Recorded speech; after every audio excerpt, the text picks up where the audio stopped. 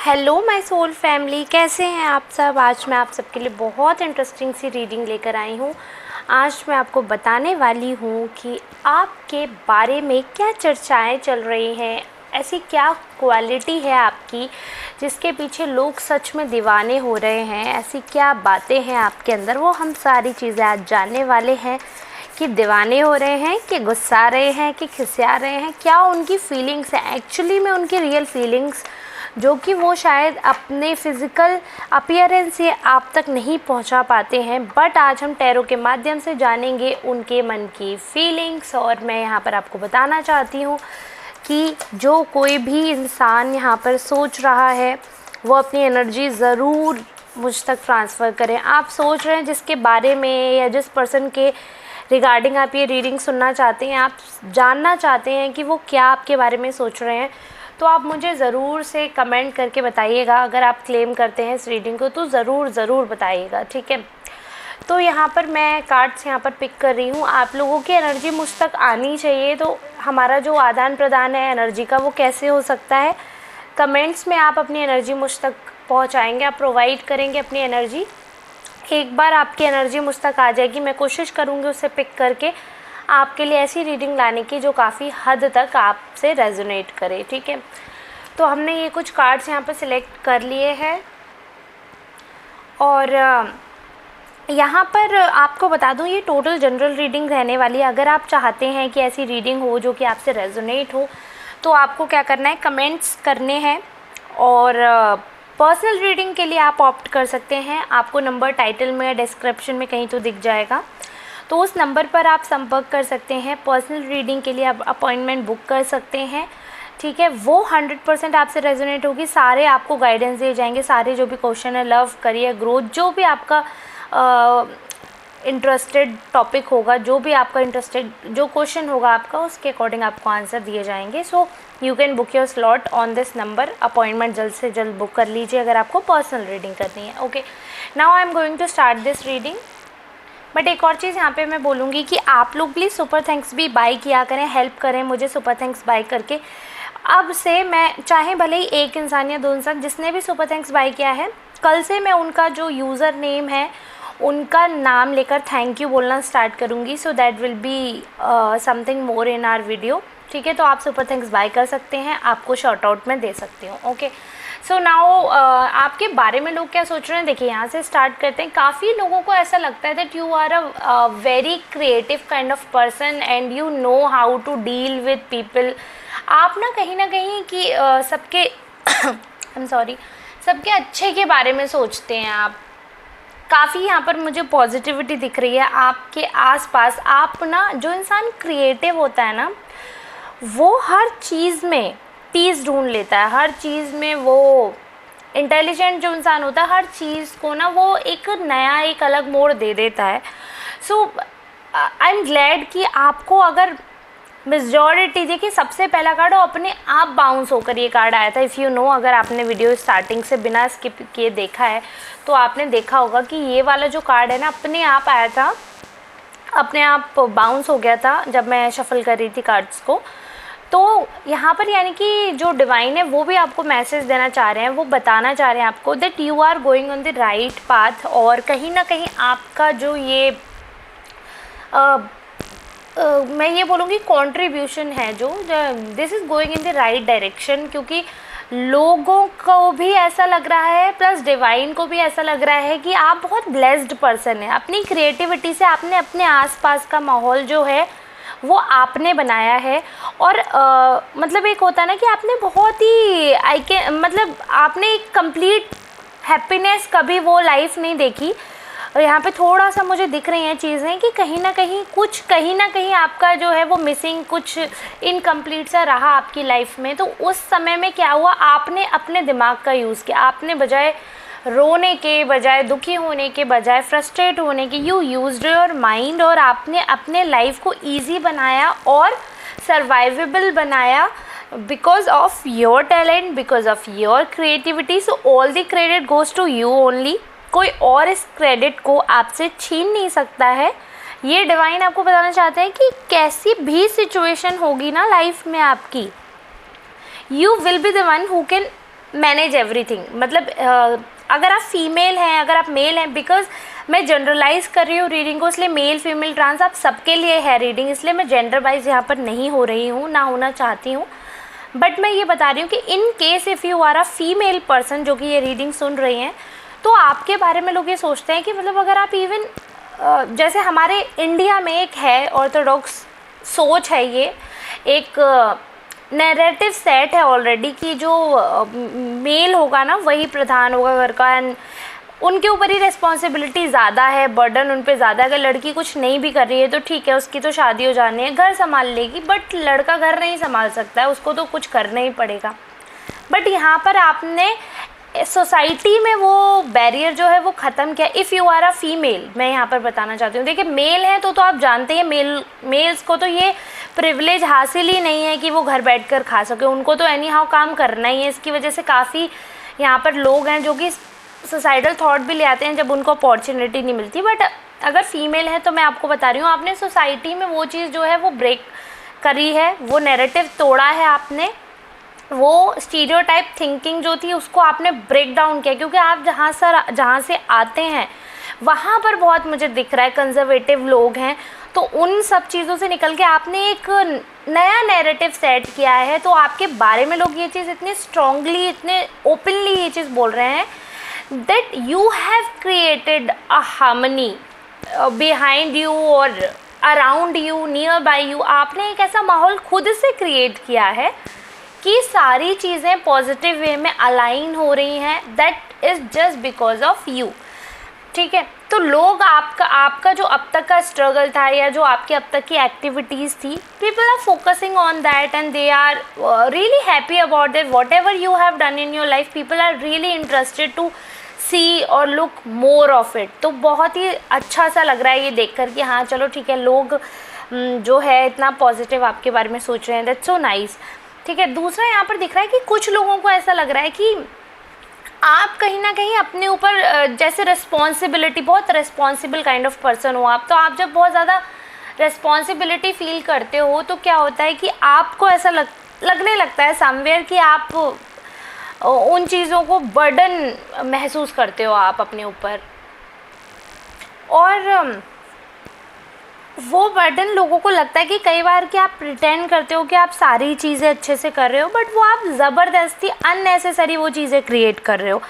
मतलब या तो इस चीज़ को ऐसे सोच लो कि आप ओवर थिंकिंग में फंस जाते हो, तो लोग ऐसा सोच रहे हैं, उन्होंने एक अपना यहाँ पे जो निकल कर आई उनका पॉइंट ऑफ व्यू है कि लोगों को ऐसा लग रहा है कि आप जो है अननेसेसरी थॉट्स को या तो अपने दिमाग में ले आते हैं और उसको अपने ऊपर ज़बरदस्ती मतलब प्रेशर क्रिएट कर लेते हो अपने आसपास, और फिर ज़बरदस्ती अपने ऊपर रिस्पॉन्सिबिलिटी ले लेते हो, मतलब सिर्फ इसीलिए that you want to stand out of the queue, आपको सबसे अलग दिखना है, you have to look in a unique way, आपको मतलब है ऐसा, तो आप उस चीज़ के लिए ऐसे बिहेव करते हैं इन दैट वे कि आप सबसे स्टैंड आउट हो। तो क्या होता है, इसकी वजह से आप अपने ऊपर एक्स्ट्रा प्रेशर ले आते हैं, ऐसा लोगों को लगता है, और वो नीडेड नहीं है, क्योंकि आप ऑलरेडी स्टैंड आउट करते हैं that you are creative, you are intelligent and you have created that peace in your aura. मतलब आपकी जो वाइब है ना वो बहुत पीसफुल हो गई है। मतलब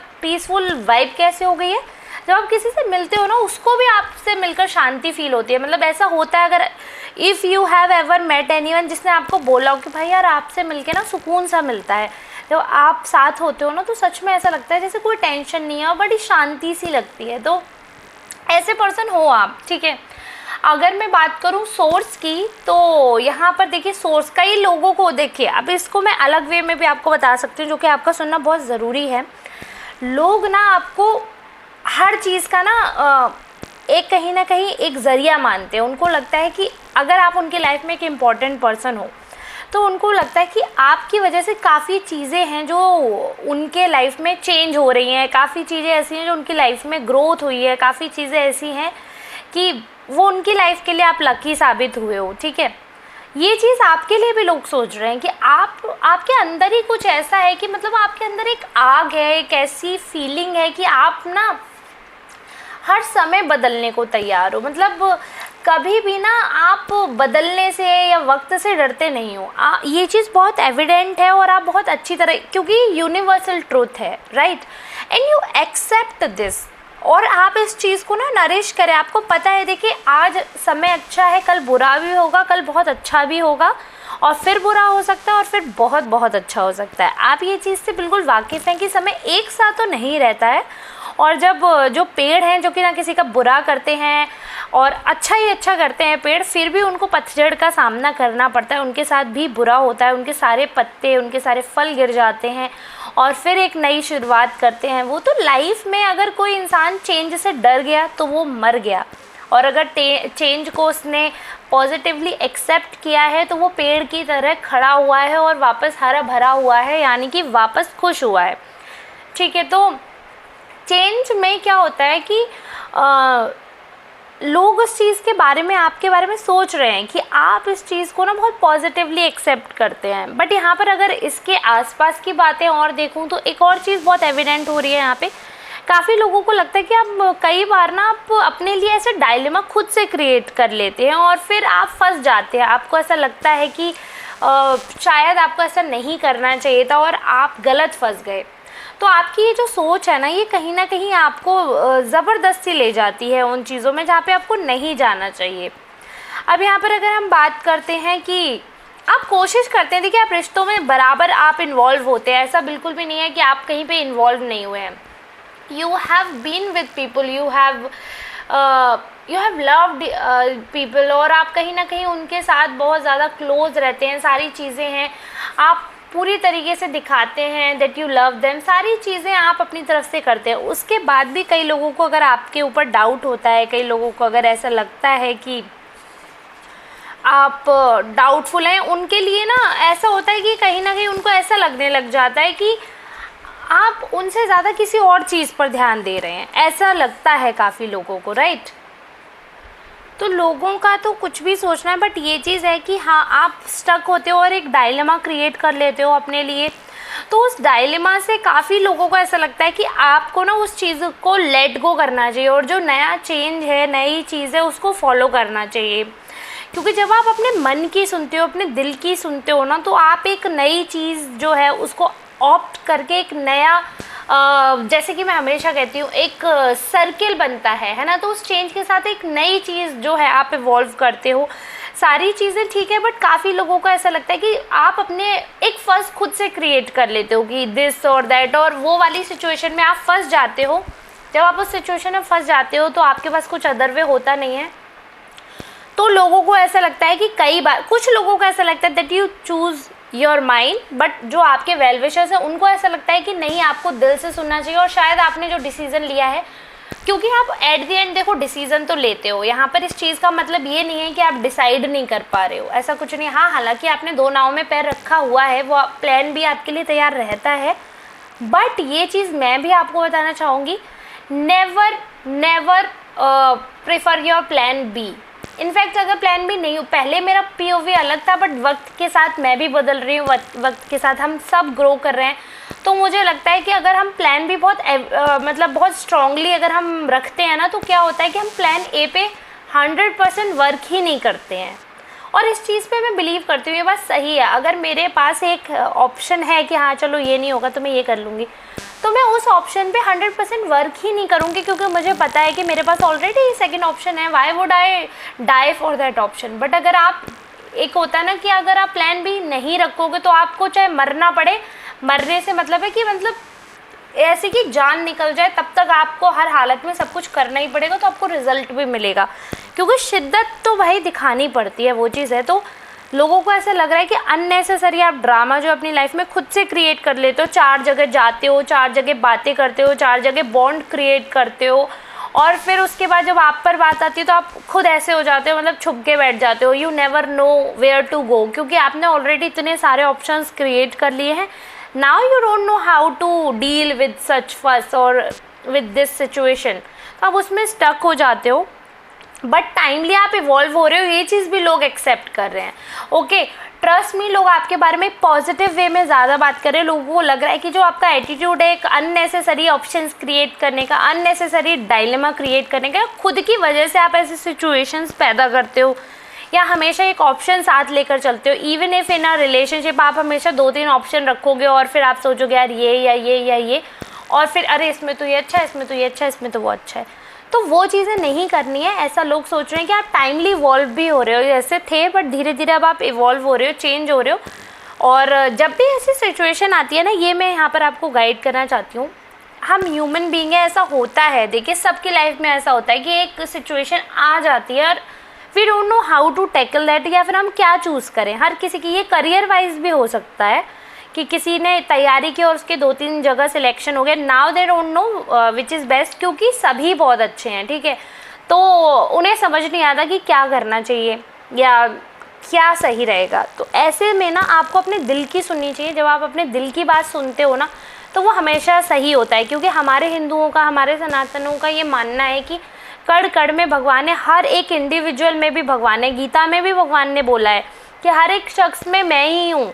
जब कृष्ण जी बैठे थे सारथी बनकर और अर्जुन बोल रहे थे कि मैं कैसे कर पाऊँगा, क्योंकि मेरे सामने तो मेरे ही परिवार वाले, मैं कैसे करूँ, तो तब उन्होंने ये बताया था कि देखो ये तुम्हारे परिवार वाले हैं, तुम हो, ये तुम्हें लग रहा है, बट एक्चुअली में जो सामने तुम्हें दुर्योधन दिख रहे हैं, जो तुम्हें अश्वत्थामा दिख रहा है, जो तुम्हें अपने गुरुदेव दिख रहे हैं, जो तुम्हें दिख रहे हैं भीष्म, ये सारे लोगों के अंदर मैं ही हूँ। अगर तुम ध्यान से देखोगे तो तुम्हें ये सब नहीं दिखेंगे, मैं ही दिखूँगा। तुम्हारे अंदर भी मैं ही दिखूँगा, तुम्हारे भाइयों के अंदर भी मैं ही दिखूँगा, और तुम्हारे शत्रुओं के अंदर भी मैं ही दिखूँगा। और जब अर्जुन जी ने देखा तो उनको वाकई में हर जगह श्री कृष्ण नज़र आए, विष्णु रूप में हर जगह आए उनको नज़र। तब उन्हें पता चला कि एक्चुअली में हर इंसान के अंदर भगवान है। ये गीता के सार में भी लिखा हुआ है। If I am not wrong, आप लोग मुझे बताइएगा, क्योंकि मैं तो रेगुलर अध्ययन करती हूँ तो मुझे पता है, बट आप लोग बताइएगा कि आप लोग भी अध्ययन करते हैं, आप भी क्या गीता जी से ज्ञान लेते हैं। तो गीता जी में ये सब लिखा हुआ है, तो उस अकॉर्डिंग मैं बता रही हूँ आपको, हमारे अंदर भी भगवान है। जब सबके अंदर भगवान है तो हमारे अंदर भी भगवान है। तो जो हमारा दिल है ना, एक भगवान का, ये समझ लो भगवान का दरबार है। तो जो आपके दिल में बात आई है ना, तो आप ये समझ लो भगवान का वो आदेश है और आप उसको फॉलो करो, क्योंकि दिल है ना वो बहुत मासूम होता है, और दिल जो होता है ना उसके अंदर ही भगवान वास करते हैं। तो वहाँ पर अगर आपको कुछ थॉट आ रहा है तो गो फॉर दैट, क्योंकि वो थॉट आपको नहीं आ रहा, वो ईश्वर ने आपके अंदर डाला है, तो उस चीज़ को आपको हमेशा फॉलो करना है। आपके बारे में लोग इतनी इंटरेस्टिंग सी बातें कर रहे हैं, और लॉर्ड फेयर का सब यही बातें कर रहा है कि यार जो भी है, कितना भी लाइफ में उसकी प्रॉब्लम हो, कितनी भी लाइफ में उसकी प्लानिंग खराब हो, कितना भी लाइफ में उसकी बैंड बजे, लेकिन वो इंसान यानी कि आप हमेशा लाइफ में एक ऐसा सॉल्यूशन, एक ऐसा चेंज लेकर आते हैं अपने आप में कि आप लाइफ को एक और नया रूप देते हैं, और एक नए तजुर्बे के साथ आप लाइफ में जो आगे बढ़ते हैं ना, तो बहुत स्ट्रांगली आप आगे बढ़ते हो और लाइफ को बहुत ब्यूटीफुल वे में आप आगे बढ़ाते हैं। तो ऐसा लोगों को लग रहा है कि आप बहुत ही अच्छे इंसान हैं, और हर एक गलती के बाद आप बहुत अच्छा चेंज लेकर आते हैं, बहुत अच्छे रूप में आप सुधरते हैं। तो एज अ पर्सन आप बहुत अच्छे लग रहे हैं लोगों को। आई होप आपके बारे में जो लोग सोच रहे हैं ये चीज़ें काफ़ी कुछ आपसे मैच की होंगे। आपने फील किया होगा कि हाँ ये चीज़ें मुझ में हैं, या ये चीज़ें ये गलत सोच रहे हैं। ये चीज़ें मैं नहीं बता रही हूँ कि ऐसा है या नहीं है, आप बताइएगा क्या आपके बारे में जो सोचा जा रहा है वो सच है या नहीं। मैंने लोगों के पॉइंट ऑफ व्यू बताए हैं कि लोग आपके बारे में क्या फीलिंग्स रखते हैं। उनकी फीलिंग सच भी हो सकती है, झूठ भी हो सकती है, क्योंकि वो एज अ पर्सन आप नहीं हैं, आपके बारे में सोच रहे हैं, ठीक है। तो मैं ये बिल्कुल भी यहाँ क्लेम नहीं कर रही हूँ कि आप ऐसे हैं, आप बुद्धू हैं, आप ऑप्शन रखते हैं, ऐसा कुछ भी नहीं है। They are thinking that way, वो उनका POV है। बट जहाँ तक मुझे लग रहा है उनका पॉइंट ऑफ व्यू आपको लेकर काफ़ी पॉजिटिव है, काफ़ी अच्छा है। आप खुद ना इंटेलिजेंट मान रहे हैं अगर, तो इसमें बुराई क्या है। आप ऐसे ही रीडिंग के लिए मुझे सपोर्ट करिए, वीडियो को लाइक कर दीजिएगा, कमेंट ज़रूर करिएगा, और अभी तक चैनल को सब्सक्राइब नहीं किया है तो जल्दी से सब्सक्राइब कर लीजिए, प्लस बेल आइकॉन को प्रेस कर दीजिएगा। और पर्सनल रीडिंग के लिए मुझे कांटेक्ट कर सकते हैं, व्हाट्सएप पर भी अवेलेबल है ये नंबर, और कॉल पर भी है। Whatever you want to do, आप वहाँ पर आप कॉन्टैक्ट करके अपॉइंटमेंट बुक करवा सकते हैं, ठीक है। अब हम मिलते हैं नेक्स्ट रीडिंग में, तब तक के लिए आप सबका बहुत बहुत धन्यवाद। ऐसे ही आशीर्वाद बनाए रखिएगा। राधे राधे।